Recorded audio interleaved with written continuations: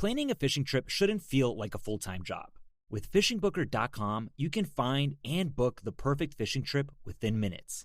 Fishingbooker.com connects you with trusted fishing captains around the world. Booking is fast, easy, and secure, with access to verified customer reviews, loyalty rewards, and around-the-clock customer support. Everything you need to book with confidence is in one place.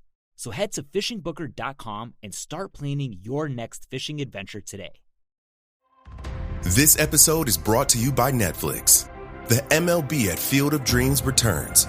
Bryce Harper and the Philadelphia Phillies face Byron Buxton and the Minnesota Twins at the iconic Field of Dreams ballpark. The field is calling. Watch the MLB at Field of Dreams game live on Netflix Thursday, August 13th at 7:30 p.m. Eastern, 4:30 p.m. Pacific.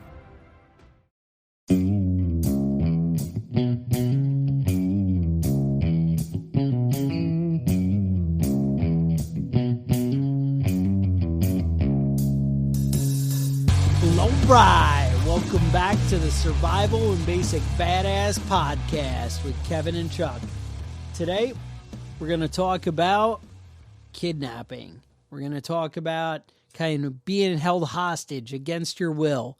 Imagine foreign country, bad things happen. So I kind of went away, did a little training this weekend, and kind of learned what it's like to feel vulnerable. There's a lot of things to think about. I think a lot that I didn't think about, and that's pretty cool. So I think we'll start out. I'll tell you a little bit about, the training, what I went through, and, it kind of as you see it unfold, you might be able to get a better picture of what you might need to worry about in maybe a, kidnapping or hostage situation. All right. And like I said, when I say hostage, I'm kind of working with this kidnapping thing, not so much, the guy standing in the mall holding a knife to your head. Mm-hmm. Maybe we'll get into some of that, but, one thing at a time, right? Baby steps. So the way I guess it unfolds is I show up, there's a deliberate maybe lack of communication prior to going on this weekend. And I think, it's intentional to just kind of make you unsure, who are these people? I haven't met them before. I don't really know. Are they scamming me? Are they going to kidnap me? I don't know what's going on. So show up at the airport, bunch of other guys at random, you don't know, whatever. And a van shows up and you all get in. You drive off through the desert for a while. Maybe crossing borders, maybe not crossing borders. I don't know. We end up, the van pulls over and guy turns around and is like, hey, get out. There's somebody out there that needs to talk to you. So we all get out and there's a federale standing there. And he's got a badge, got a gun. Goes, he's saying stuff in Spanish. I don't know. And he's like, ID. So we give up the IDs. And then we hear, AK-47s going off behind us. And they're yelling, get down on the ground. Get down. So we all lay down and they come over. They zip tie you, put a hood on you, and drag you off. That's the part that always worries me. Like, what was in that hood before it was over your head? Well, I can tell you because I can still smell and taste what was in that hood. So, drag you off, and then you're in some unknown shed, unknown whatever, and hearing other people being interrogated, hearing all kinds of noises and whatever. And then, so they start out with, about 20 minutes maybe of that. It's a little uncomfortable. Mm-hmm. You got zip ties cutting in your hands. You're having trouble breathing with the, hood over your face. And, not exactly a pleasant time. So at that point, they pull the hoods off, drag us, load us back up, take us to a briefing room. And they're like, well, we wanted you to know what it's like to feel vulnerable and like you can't help yourself and you can't. And they were like, we're going to spend, the next 4 days learning how to make you not feel that way and how to deal with a situation like that. Mm-hmm. And basically, that's what I hope to impart to you guys, is share a little bit of that knowledge. So we get back to the briefing room, and they're like, all right, so what'd you guys think of that? And we're like, well, that really wasn't pleasant. That's not what I'm going for. You really feel vulnerable. One of the guys was like, you dropped me in a big mountain of fire ants, and I have welts all over my arms. And they're like, yeah, that happens sometimes. Mm-hmm. They were like, one time a guy ran off and ran right into a cactus. So, they were like, so then now we try and discourage people from running. Mm-hmm. And I'm like, yeah, that sounds smart. They were like, it was only like a 2-foot high cactus, but dropped him right over. That's what happens when you run with the hood on. I guess. But, I mean, maybe that's even the right move. They said that 70% of the people who fight back when they're being abducted get away. Mm. Whereas 10%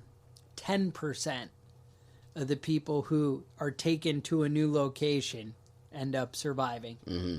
So your odds aren't good once they got you. Right. So making your move and having a plan is maybe something you guys should be thinking about. So the next thing, the weekend was really about, I guess we kind of learned how dependent you are on, your guns and your all this stuff. Mm-hmm. Or, tactical stuff. But you don't always have it. And, a lot of this, we were looking at doing some work abroad. And they were like, with a lot of it, you're not going to have weapons. And you're not going to have weapons right away. Mm-hmm. When you're in another country, you might not have your handgun. And this is kind of the place where you need it, Right. That's what's scary about it. So this whole time was spent trying to, prepare you to deal with things, because you need a different mindset. So, all right, we're there to help people. We're there to do something. And you hear gunshots. Well, you know what? When you're there with people that you're protecting, running towards the gunshots to go help other people, mm-hmm. that's not the right way to go, it turns out. You want to run the other way. It's different when you don't have an AR-15 in your hand. Right. And it's a hard thing to, all right, what if I go grab all these people who are locals and they're not like me, and I take them back, and then the federales see me, and I have all these people walking with me, and I can't even speak their language or talk to them. All of a sudden, I'm the American trafficker or whatever, aggressor. I'm the aggressor. So you got to think about how all that looks, because other governments, they're not necessarily, ready to play. People, mm-hmm. Other countries, people deal in bribes and, this and that. This is something you guys got to think about. You're not always going to be in control, so you need to think of the other end of the spectrum.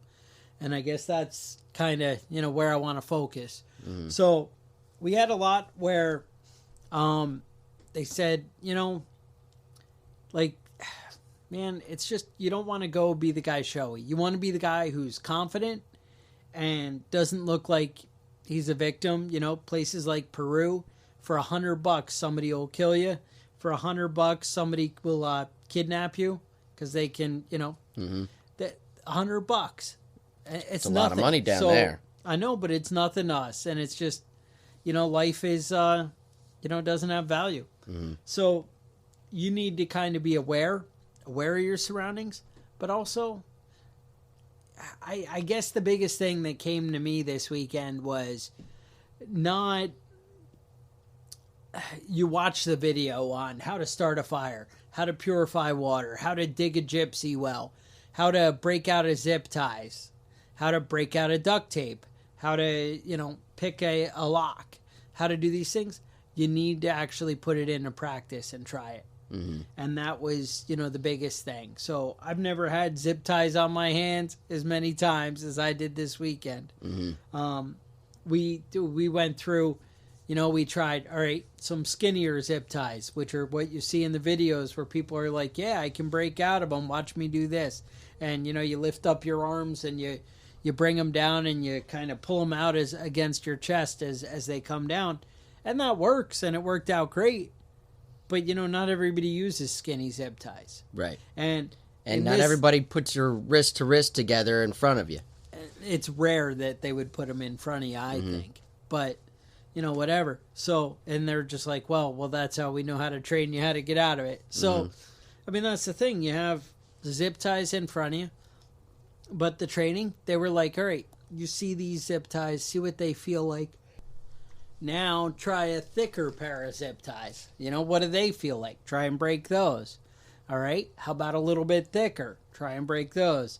At this point, your wrists are getting a little sore. All right, how about duct tape? The average person, when you wrap their hands with duct tape, now the key is to not let the duct tape roll. Once it rolls, you're not ripping out of it. When it folds on itself. Right. So you want to keep your hands really close together and really flat. Whereas you kind of puff them up and when you're doing the zip ties in hopes that you'll have a little space and maybe squeeze out of it. But with the duct tape, you want them completely flat and close together. And you want to nail it in that one shot, the quick sweep down. Because sure enough, I go to do it and I don't go hard enough the first time and it just folds the tape under. And then the second time, it's twice as hard. And I'm like, ooh. And then I was like, screw this, and just bit out of it with my teeth. And I was like, well, let me try this. And they were like, whatever works, you got to just get out. That's your plan. But, so the average person, 7 rolls of tape should be able to get out. You get beyond that, it's pretty tough. You got to be pretty strong. So they were like, oh, this is what 7 feel like. This is what 10 feel like. Try and break out of these. You're ripping hair and skin off each time, Then how about this is what Gorilla Tape feels like. This is what, and you're just going and going. And, dude, it's brutal. So then we learned how to get out of zip ties in front of you. Then, all right, what about really thick zip ties? So we did the paracord where you tie a little loop, you put a loop around one foot, loop around the other foot, and then you saw it, with the scissor kick kind of thing, because you run the rope through the zip tie. And so it did break through really fast. Yeah. I was amazed. It was probably less than 20 seconds. But my point is not that I expect you to learn it from this thing. I want you to, go watch on YouTube how to get out of these things. My point is you got to actually try it. You got to do it. Do it for yourself. And, get aware of these things. Put them in real practice. That's what's going to pay off. If you haven't done it before, I don't know. Do things work out for you? They might not. And, that's what prepping is. That's what, survival. That's what survival is. You plan for these things so you will survive. That's what we're trying to teach you. So, all right. So the next step, then they were like, hey, how about you learn about all the gadgets? And we learned about all the different hidden handcuff keys and the different types of handcuffs and try these and, and oh, you could have this thing, that's a little rough on the back of your belt. So if you have a zip tie or duct tape back there, you have somewhere you can rub it against.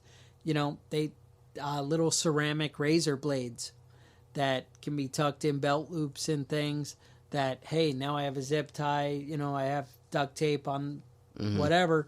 This ceramic razor blade that I can go through the airport or whatever with, I can, now use to cut my ties. All right, sorry, distracted. But no, so that's kind of the idea. Then, we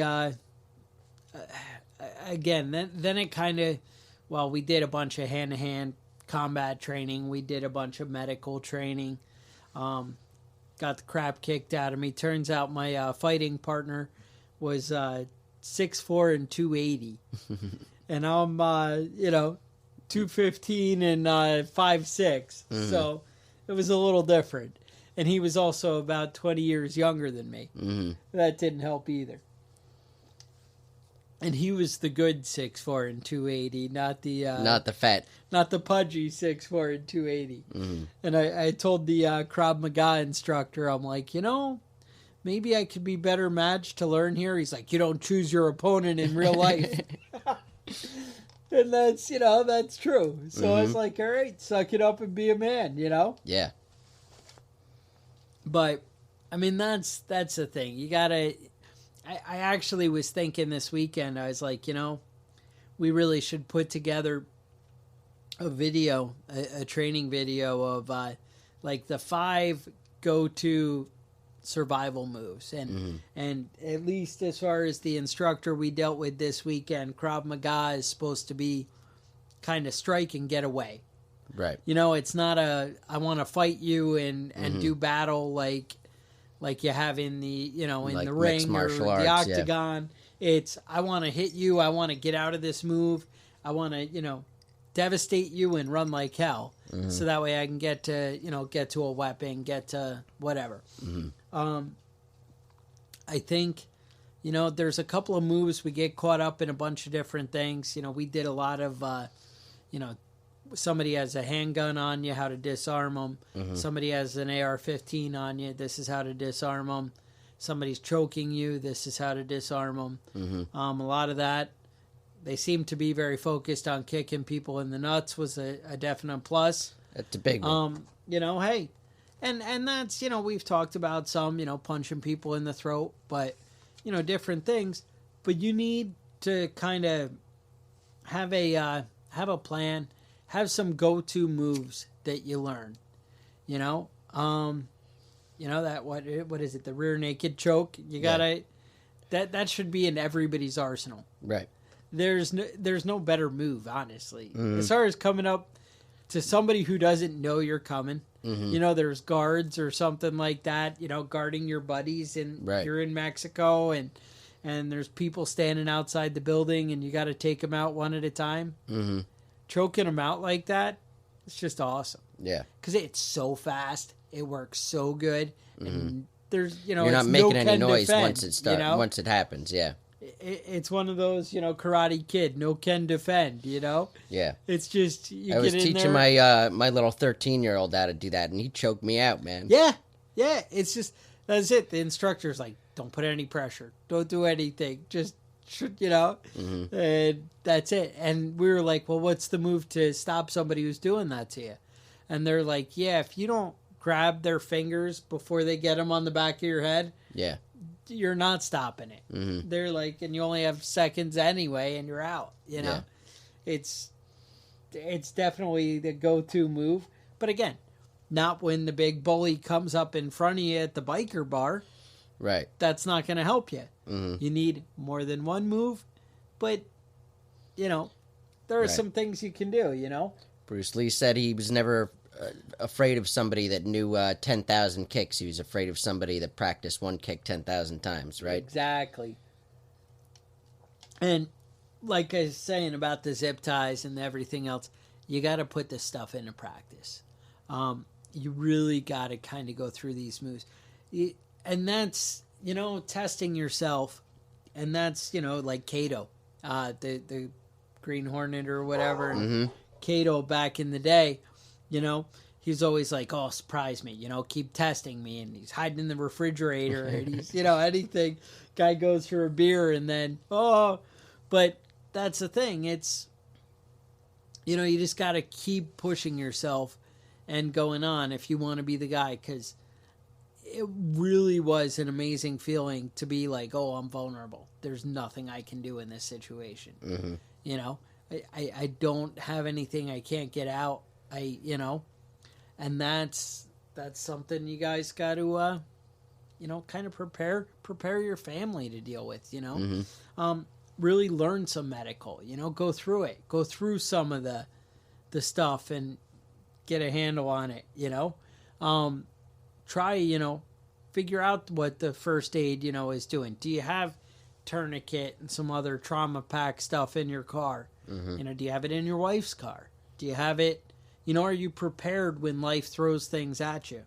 And so back to, you know, the kidnapping. So we're, you know, they're like, oh, well, we'll go through this again. And they start out with, you know, all right, come on out. We're going to zip tie you. And we were grateful that it wasn't beat us up. And because after we'd been getting our butts kicked for a couple of days straight, they were like, yeah, just hold out your hands and put the zip ties on. And we're like, yes, thank God.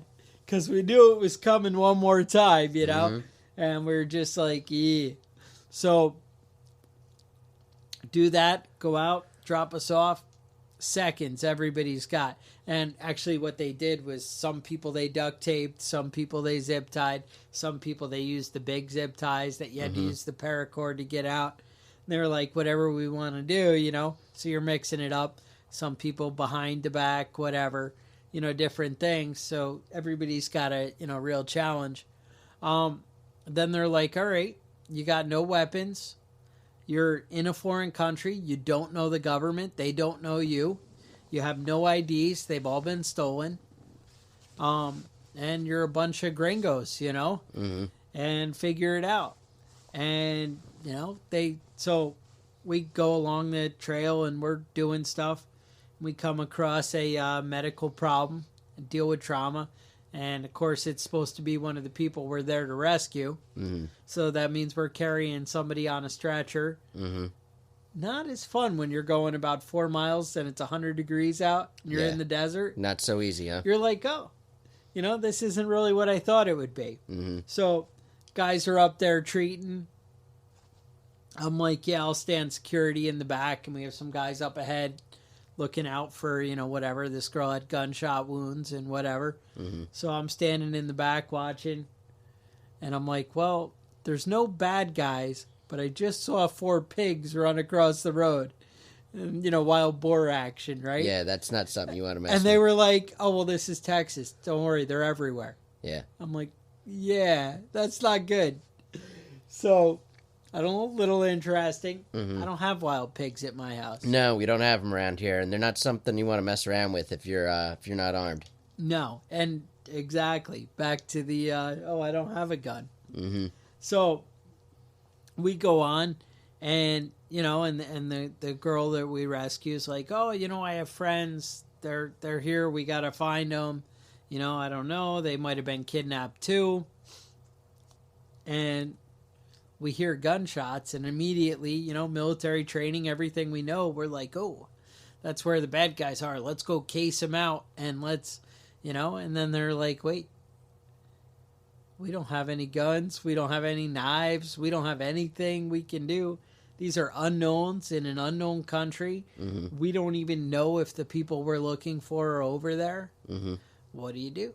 You know, do I keep moving and get the person? Because if I get everybody killed, then, you know, who did I help, you know? Yeah, you didn't help anybody, did you? I didn't help anybody. And so it's, you know, and then you keep going on and, you know, just different problems presenting themselves. You know, people come out yelling at you in languages you don't understand. You know, do you trust these people? Do you go with them? Do you follow them? Do you try and explain yourself to them? Or do you say, hey, I need to keep a low profile and I need to getting where I need to be? And that's, I just want you guys to think about, you know, these situations, you know, being tied up and, oh God, what do I do? It's not, watch the YouTube videos, learn some stuff, but then actually try it. Put it into practice. You know, you really got to try and get out of cuffs. You got to try and play around with handcuffs. What can I do? Can I at least get them in front of me, you know, under my legs or whatever? And not everybody can. And that's okay. And but look at your options. Right. You know, what can I do? Can I keep a handcuff key somewhere? You know, these are things that you need to be thinking about. They were showing me they had trainers for handcuff keys. So it's a little round magnet with the handcuff key tip. So they can leave it in the handcuffs and basically flip them on somebody, flip them off, flip them on, flip them off. So you can get used to, you know, cuffing somebody in training. Well, that little round bead at the back of it has a magnet in it. And how cool are you if that's in your pocket? Because when you're trying to fiddle around in the back, and if you drop it, it's still stuck to the handcuff. Mm-hmm. And that really paid off when we were doing some of the training, you know? Little things like that. There's a lot of cool toys, but just the same, don't get dependent on gadgets. Right. I mean, that's the thing. I'm dependent on the handgun. You know, when we sat down at the first briefing room, they were like, oh, how many of you guys have concealed carry? Every person in the room. Oh, I do. Well, yeah, because you're that kind of guy. But, again, that doesn't apply when you're, you just got off a plane. Mm-hmm. When you all these things, you're in a different unknown place. Yeah, there are a lot of situations where you're not going to be able to have a gun. Right. Yeah.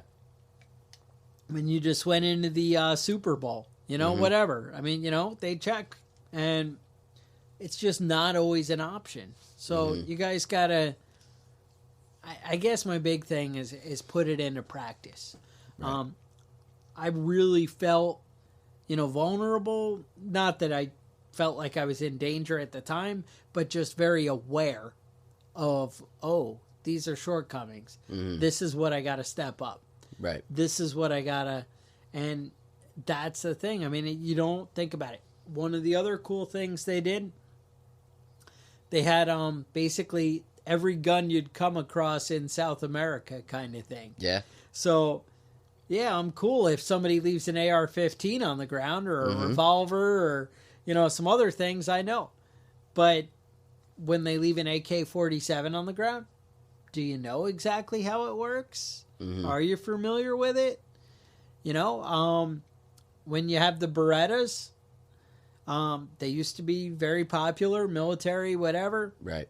Nobody uses Berettas anymore. Do you know where the safety is? Do you know how it works? Because they're kind of freaking weird. Mm-hmm. Mini 14s.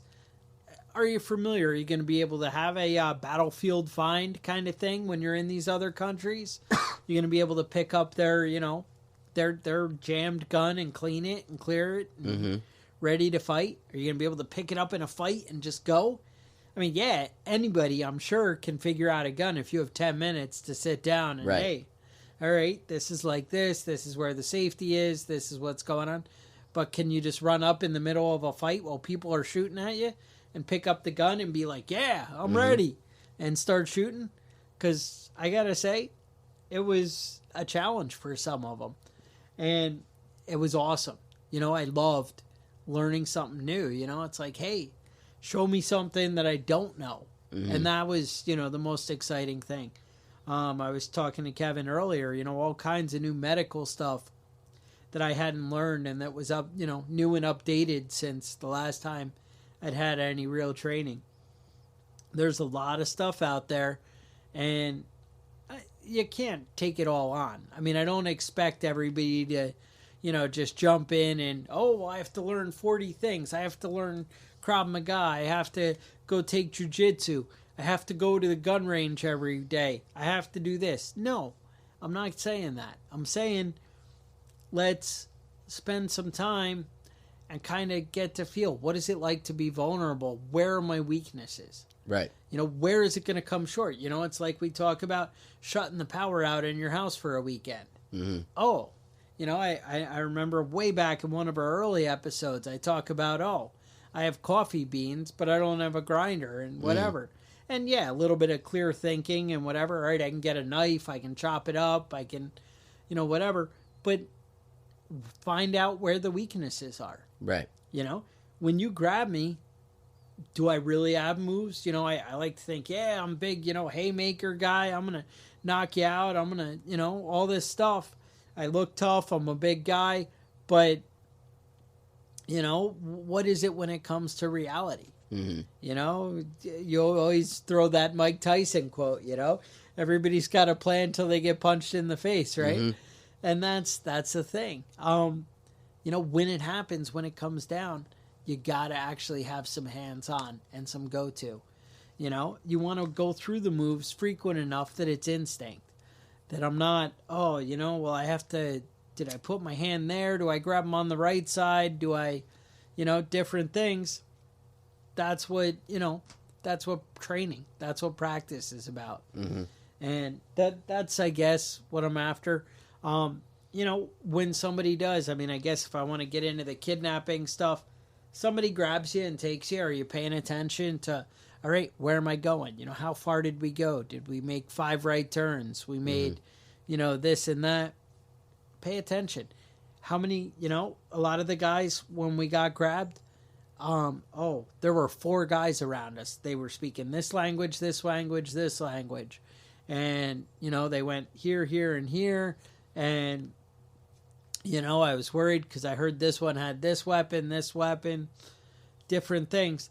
Pay attention to what's going on around you. Come up with a plan and always be, you know, they used to tell us in the military, it's, you know, you have a duty to try and escape. Mm-hmm. And you have a duty to your family. You have a duty to yourself. You have a duty to being a man that you need to kind of have a plan to escape. Mm-hmm. And so I think we're going to try and put together some kind of video at some point. Maybe something we sell, maybe something we give away, maybe just a YouTube thing. I don't know. But I think something like that. I actually have, I don't know. That's about what I got for you know, this. I was going to say I actually have some plans. I think we might be making some kind of survival app for the phone and put something out there. I don't know if any of you guys have any experience making apps. Maybe want to contact me. I might be looking for a partner. I have a clear layout, know what I want. If not, I may put this into practice on my own. But if any of you guys know about making cell phone apps, you might want to get in touch with me because I have a nice vision. Might be able to turn a little coin. And I don't know, a lot of good stuff. Yeah, if you want to get a hold of us, send us an email at preppingbadass@gmail.com. preppingbadass@gmail.com. I like that. You guys don't forget to be leaving reviews on the iTunes. Yep. You know, we like the It's a big iTunes help. review. Tell your friends, other people listening to the podcast. Maybe you know somebody, hey, you know, they could use a little wake-up call like this episode. You know, you never know when you're going to find yourself vulnerable, I guess is the answer. And, you know, it's important to be able to know your way out of it. Mm-hmm. So, with that, stay safe, and we will talk to you guys next week.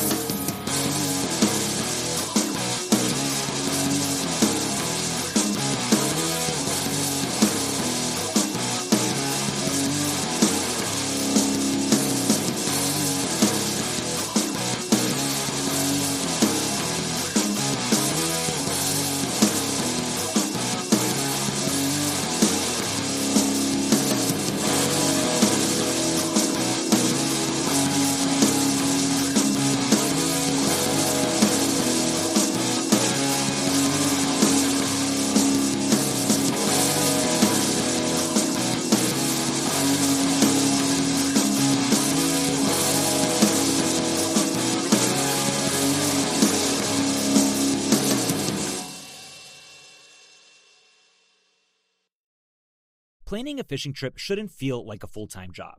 With fishingbooker.com, you can find and book the perfect fishing trip within minutes. Fishingbooker.com connects you with trusted fishing captains around the world.